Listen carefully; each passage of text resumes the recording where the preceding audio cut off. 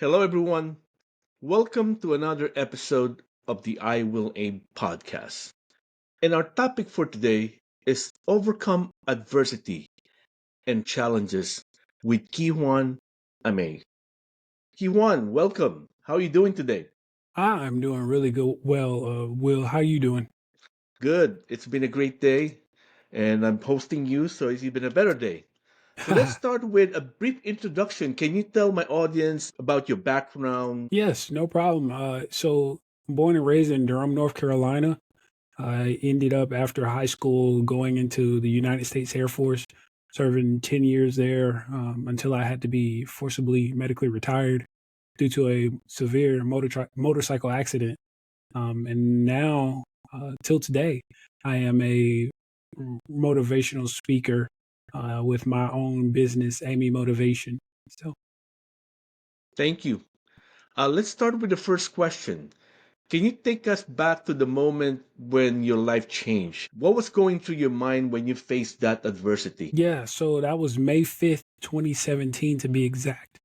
That was the date of my accident, my motorcycle accident. And honestly, that day was actually just like any other day. You're expecting it to be a lovely day outside in May. Here in North Carolina, we have some really beautiful springs and summers. And so this is the spring at this time, but I was still fairly new to riding motorcycles. I guess you could give it new because I was only like 2 or 3 years in. You know, most people won't consider that seasoned. So for my cyclists who do know about motorcycle riding, but anyway, I had to work that night for the Air Force. But before I went to work, I went to like one of those areas. You know how you go out and like maybe if you're into nature and things of or such things like that, you might want to have a relaxation or a meditation place that you go to get some peace and tranquil. Well, that was kind of where I was. I was at this place called Jordan Lake in North Carolina, and so when I got there, everything was fine. Getting there, I had no problems getting there. It was when I left that I had the problem. So again, I was headed. I had to work that night, so I had to go home, get my bag and stuff. And before I could even make it to the house, I might have been maybe 15 minutes away, something like that. And so this car pulls out in front of me from a four-way intersection, I believe it was. And it was a Honda Accord and pulled out in front of me. And next thing I know, I'm waking up in a hospital a month and a day later, man. Wow. Yeah. Thank you for sharing that story. How did you find the strength to push forward, especially during those earlier days, right? hmm Yeah, I'll be honest. Family and friends were really huge in my support. Not only that, I'm a faith believer, so I do. Um, I am a Christian and I believe in Jesus Christ. So I I will tell you this, and I say this a lot on all of my podcast interviews. If anybody has like family, friends, an associate, coworker, whoever that might be, that you're close to or even just connected to, and they go through something traumatic, even if it's not that bad, they might have just, had a simple incident, but they're, impatient, like actual inpatient therapy or rehab or whatever. Go visit them because when I was getting all those visitations while I was in the hospital, that's what kept me going. Like it kept that fire lit inside of me because I just wanted to share, what all I was doing. Like my rehab, my occupational therapy, everything that I was doing, I wanted to share it with somebody. If you came to visit me, you were getting a new story because I was doing something different every day. So I always advocate for that. Thank you for sharing that important message that if someone in your life is going through something, that you need to be there for them. Yeah. Because like you said, the one thing that really keep you going during that time is the family and friends that came to visit. And I think that's really a great message. You now, as a motivational speaker, can you share a work that you did that helped someone overcome personal adversity and challenges? Oh, This video is sponsored by BetterHelp. As spring approaches, I've noticed that my anxiety tends to increase during this time. The longer days And the pressure to be more active can be overwhelming. I often find myself asking questions like, why do I feel anxious every time they don't text me back? And why do all our conversations turn into argument? Those thoughts can be consuming, making it challenging to enjoy the season's renewal. It's during this time that seeking support becomes essential. That's where BetterHelp comes in. They can connect you with a therapist to help you navigate this feeling. The majority of BetterHelp members seek support for anxiety, and 69% report improved anxiety symptoms after 6 weeks of therapy. Getting started is simple. Fill out a questionnaire and be matched with a therapist in as little as a couple of days. If it's not the right fit, you can switch therapists at no extra cost.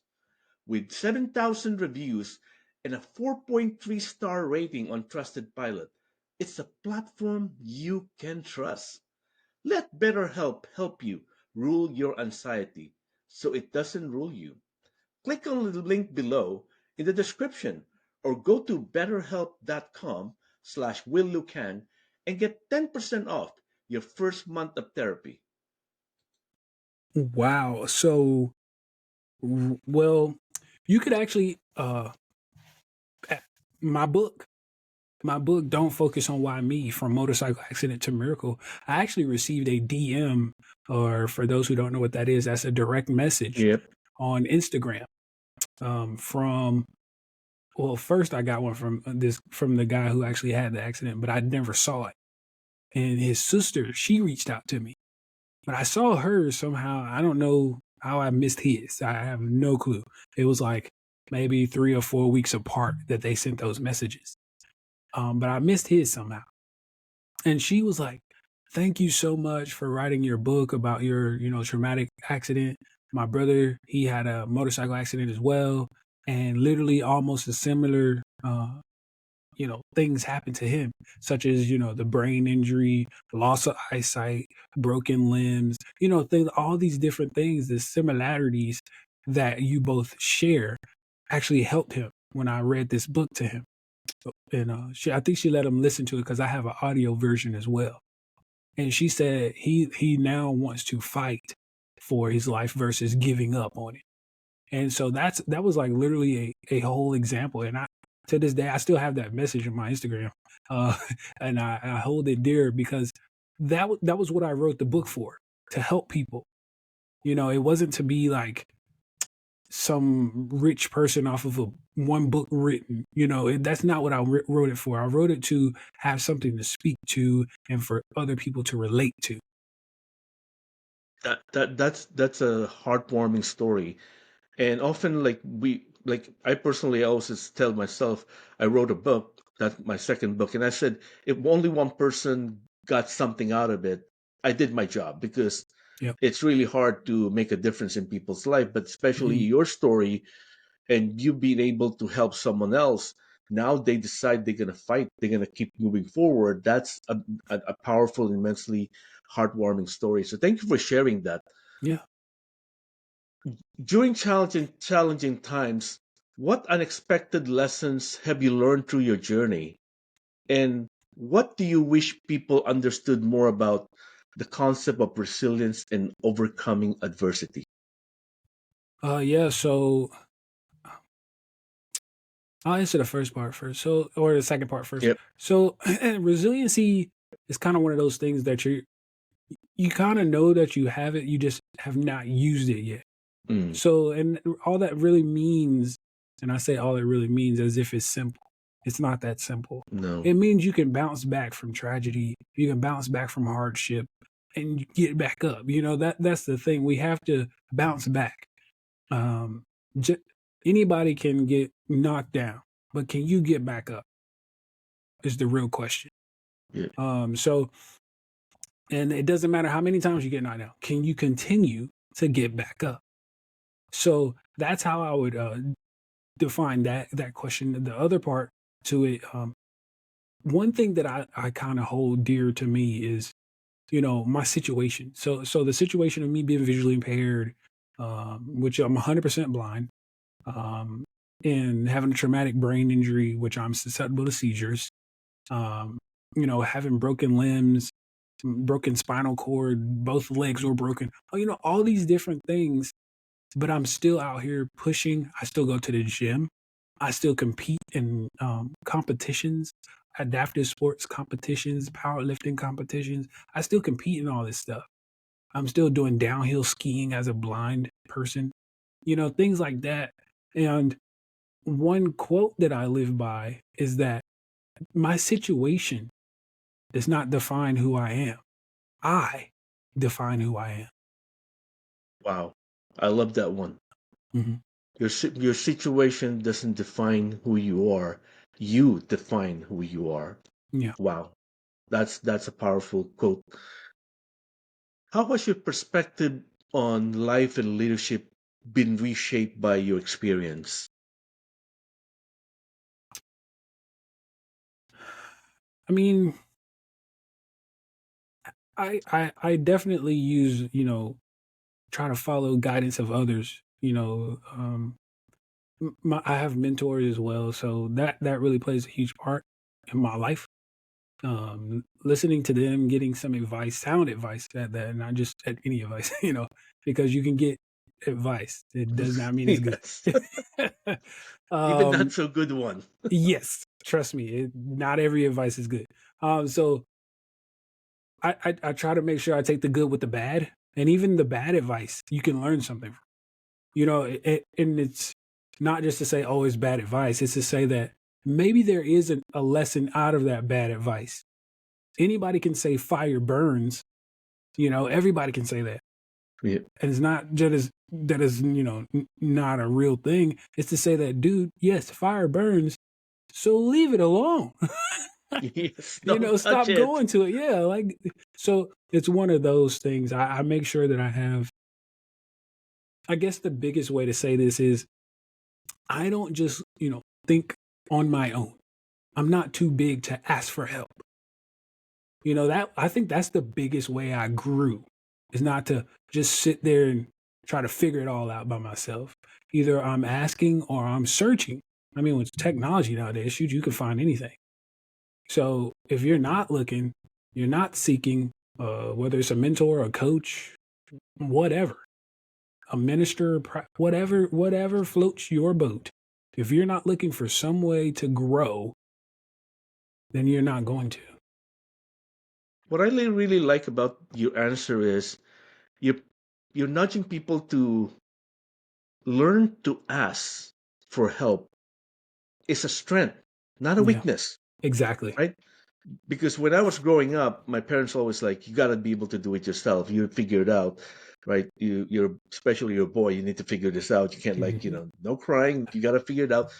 So Yep. growing up, like I had that mentality that I need to figure it out. If I ask for help, the next person would say I'm not as good as they are, and it kind of hold me back for the longest time until I worked in the corporate world, and I said, if you could ask, not like you're gonna do ask first, right? You're gonna figure it out a little bit, and you get stuck. If you ask, sometimes you get very good answers. Sometimes you Mhm. get bad answer.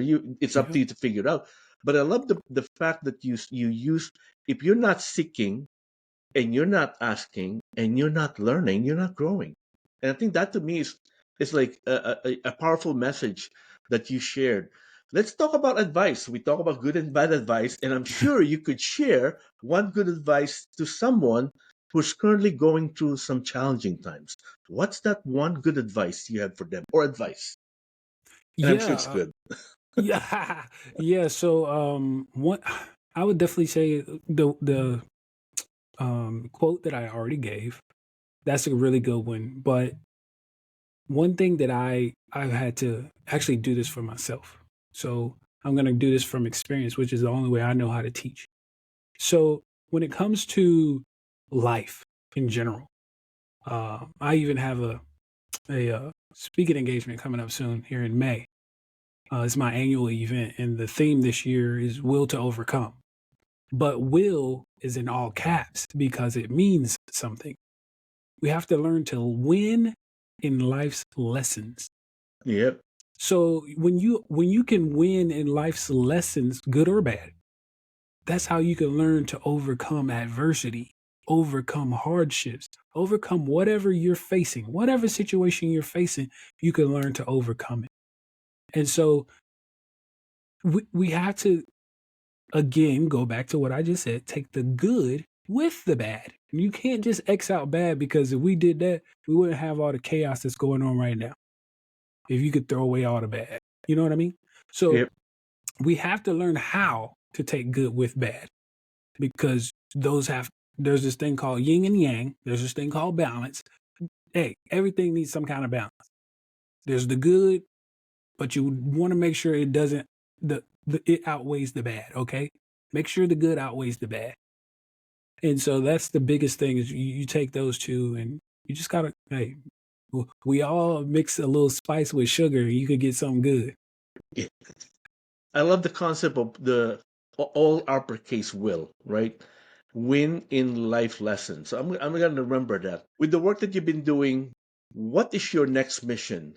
How are you continuing to thrive and make an impact in this world? Oh, well, first and foremost, I am, doing the motivational and inspirational speaking. That's what I do for a business, but I also am a mentor. I mentor fellow airmen, which are, Mhm. service members who have also been wounded, ill, injured, or all of the above. Um, I even, mentor young people, so I'm 33. So, you might be coming up through high school, college, or something, sports, because I played sports too. So if you need mentorship, I do that as well. But I'm also a coach, and I coach people through, different things, mainly motivating and uh, life coaching, you know, those types of things, to Mm. get people to understand how to, I guess you could Thank say, you. finagle your way through hardships. So Thank yeah, I will. That's what I would say. Well, thank you for continuing to do the work that you're doing. I think we talk about persevering, resilience. We talk about uh, how do you thrive during challenging times. We talk about how one you gave an advice on how someone could deal with adversity. If we have three takeaways for today's episode, what would those three takeaways would be? Well, first and foremost, never give up. I don't care what it is. Don't give up on anything, whether it's your hopes, your dreams, your life, your marriage, your kids, whatever. Don't give up. Secondly, figure out what you love to do and pursue it.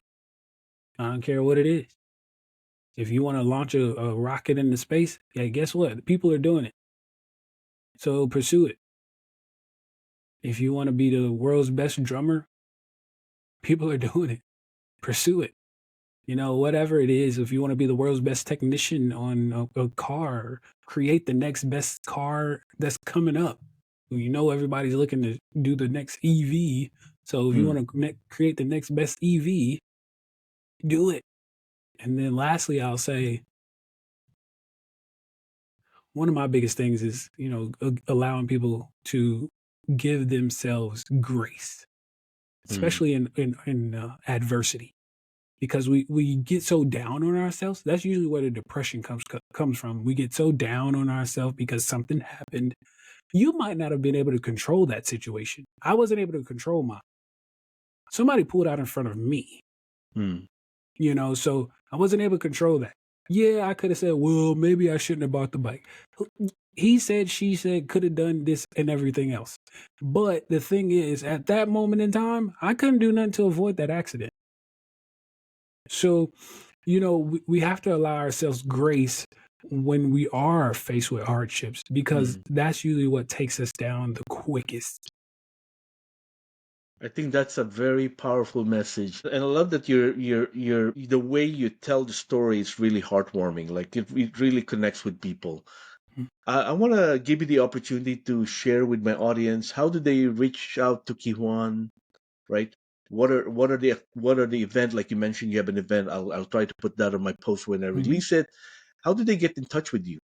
Yeah, absolutely. So ways you can reach me are definitely through my website, which is ameymotivation.com. That's AMEY motivation.com. You can find all of my social media links on there, such as Facebook, Instagram, LinkedIn, Twitter. I think my YouTubes are connected as well, but I'm not 100% sure on that. My Mm. book, Don't Focus on Why Me, there is a link attached up there. Again, that can be found on Amazon, Audible, Kindle, as well as Apple Books. And so you can also, if you would like to book me for a speaking engagement, you can book me on that website as well. And there's a book me link on there. So you can click on there, fill out the form. My team will get back to you and we can set up whatever we need to. As far as the event goes that I mentioned earlier, that is again coming up May 3rd, 2025. It'll be here in North Carolina. I will get those that link and information out to Will so that he can post that with this podcast interview. But you can find it on Eventbrite if you search Will to Overcome, and that is in Carborough, North Carolina. And it'll be hosted at La Montana Restaurant.